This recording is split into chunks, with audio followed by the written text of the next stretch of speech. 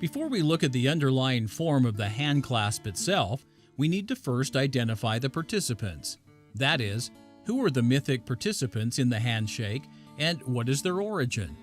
We will find the answer to these questions in the archetype of the heavenly twins.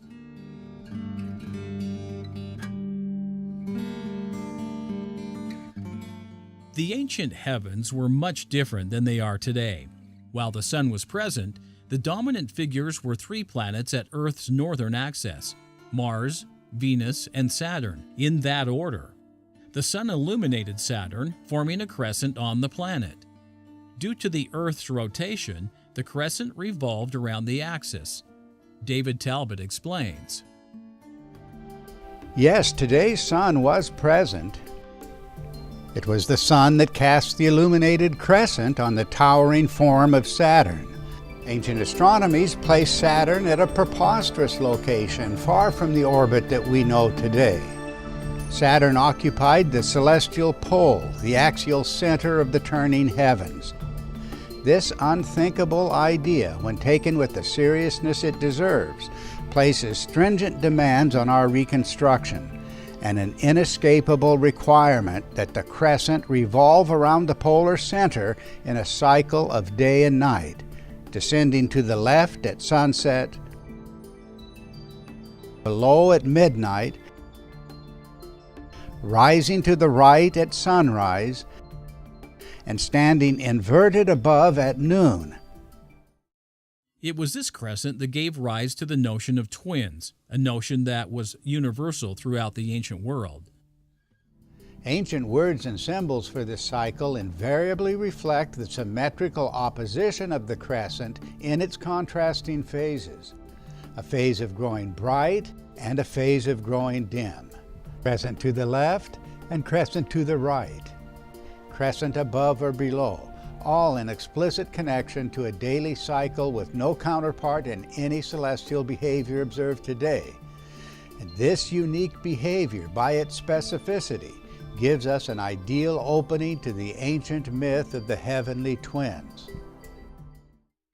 The two opposite or mirror positions of the crescent, above and below and right and left, define the twins. In between the pair is a central figure, the conjunction of Mars and Venus. In our reconstruction of the ancient sky, the answer comes from the fundamental role of the rotating crescent, reflected in the strategic placement and unique gestures of the cosmic twins around a central figure.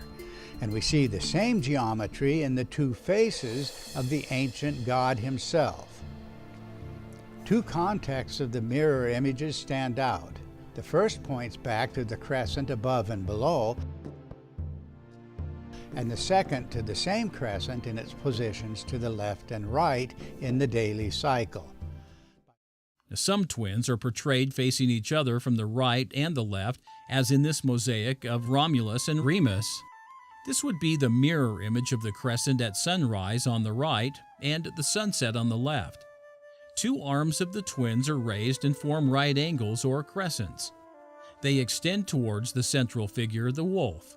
The two lower arms extend to each other, stopping at a central point. The wolf, as central figure, is Mars. The red planet was anciently connected with the animal, as Ev Cochrane points out.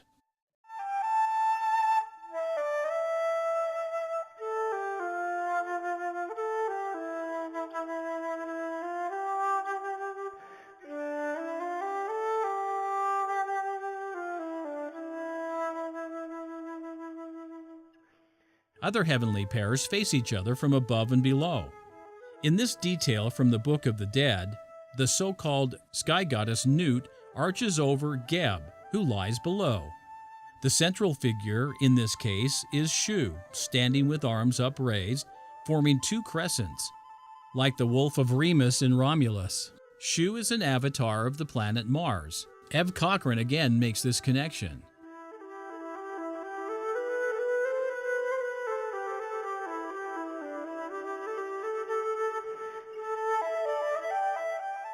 Shu is also closely associated with the world pillar and the crescent in its lower phase.